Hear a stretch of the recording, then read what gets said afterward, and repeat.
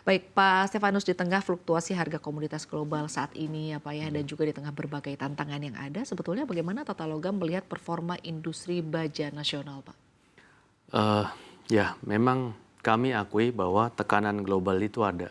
Karena harga komoditas mulai dari metal dan juga bahan baku kami, baja itu semuanya meningkat, baru-baru ini karena adanya tekanan global. Tapi di sisi lain kami merespon dengan memperkuat kapasitas kami. Jadi saat ini kami berada di kapasitas 250.000 ton per tahun, kami tingkatkan ke 500.000 ton per tahun.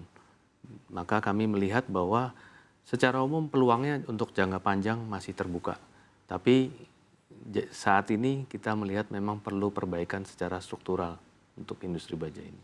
Baik Pak, sebetulnya kalau kita berbicara mengenai tekanan tentunya tidak akan terlepas dari tantangan begitu ya Pak. Betul. Sebetulnya tantangan apa yang perlu diwaspadai atau perlu diantisipasi industri ini khususnya di tahun 2026 ini? Eh, Tahun 2026 ini kita membutuhkan untuk menjaga agar volume impor itu tidak terlalu besar masuk ke dalam industri. Bukan berarti kita anti impor, tapi memang impor ini jangan sampai membunuh industri itu sendiri. Nah, untuk mencegah banjirnya impor, kita membutuhkan adalah standarisasi. Standarisasi khususnya di produk akhir yang nantinya akan diolah dan digunakan untuk produk-produk konstruksi maupun produk baja lainnya. Baik Pak, lalu di tengah menjaburnya produk baja ringan, bagaimana Tata Logam ini memastikan bahwa standar kualitas atau mungkin biasa kita kenal dengan SNI ya Pak ya, Hmm. untuk tetap bisa menjadi prioritas tanpa artinya kehilangan daya saing itu sendiri? Ya, memang saat ini banyak pemain baja ringan yang mengambil jalan pintas, di mana eh, tidak memenuhi standar-standar SNI. Tapi kami di Tata Logam, kami menjadikan ini menjadi standar minimum. Karena SNI itu adalah untuk keamanan dari bangunan. Di mana kita lihat belakangan banyak bangunan-bangunan yang ambruk, baja ringannya Ya. ambruk. Dan ini tentu menjadi satu concern sendiri, eh, mengapa penegakan SNI itu tidak sampai ke produk hilir. Jadi ketika standar tidak dipenuhi tentunya Tentu hal ini akan, bisa berdampak kurang betul. baik begitu ya Pak? Ya, karena di baja ringan itu ada 3 hal yang perlu dipenuhi, yaitu eh, produk yang baik secara SNI, pemasangan yang baik, dan desain yang memang aman.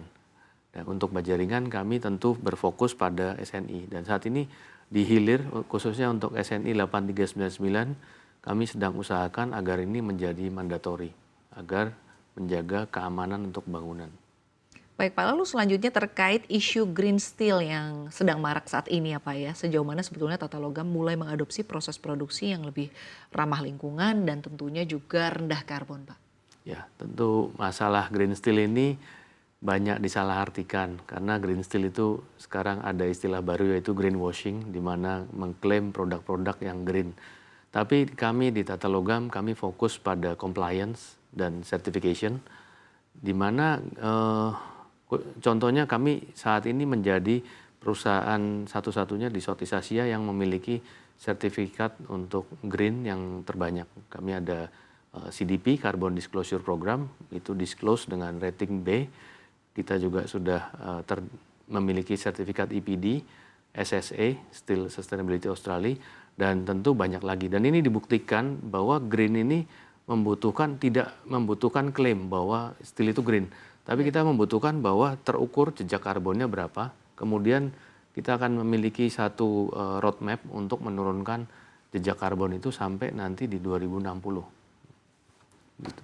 Baik Pak, lalu selanjutnya terkait dengan dampak langsung masuknya baja impor murah ya, terutama Ya, kalau kita lihat dari Cina ya. Tadi kan Anda juga melihat bahwa sebetulnya impor boleh-boleh saja asal tidak ya, membunuh industri di dalam betul. negeri ya. Mungkin boleh dijelaskan Pak terhadap pangsa pasar produsen lokal nih, produk-produk impor yang banjir Ya. masuk ke Indonesia nih seperti apa Pak saat ini kondisinya? Saat ini dari China tentu memiliki kapasitas, dari Tiongkok memiliki kapasitas yang sangat besar. Jadi secara volume memang lebih Secara besar? volume, secara kapasitas memang jauh. China hampir memiliki 1 miliar ton untuk crude steel-nya, sedangkan Indonesia sekarang di 19. Tapi tentu dengan perbedaan yang begitu besar, maka kita butuh bahwa ada pemerintah hadir.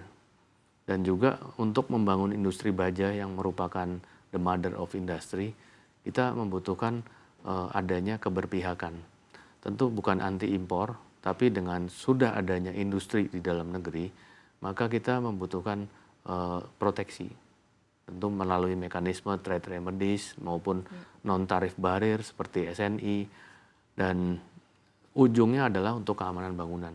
Karena kalau tidak ada standar, maka produk yang diundang masuk ke Indonesia ini adalah nanti produk yang abal-abal dan akhirnya akan menimbulkan korban jiwa karena adanya gagal struktur.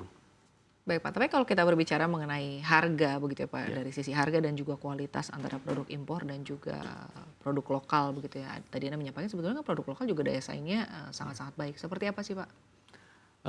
Sebenarnya kalau kita lihat dari harga yang ada di Tiongkok maupun di lokal, ditambah harga logistik seharusnya kan lebih bersaing di produk lokal. Kalau memang ada perbedaan harga, berarti di situ ada praktek dumping. Kemungkinan ada praktek dumping. Dan ini bisa dibuktikan dengan anti dumping, safeguard ataupun trade remedies lain untuk mencegah masuknya barang-barang yang memiliki potensi menjual di bawah harga modal. Dari sini kita membutuhkan instrumen-instrumen seperti anti dumping melalui KADI ataupun safeguard melalui KPPI.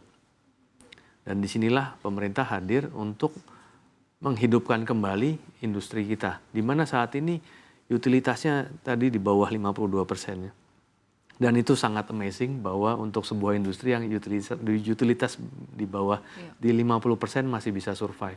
Tapi tentu kami memiliki survival mode yang lain, di mana ini tidak akan sustain ke depannya karena dengan banyaknya kondisi global yang sangat volatile saat ini.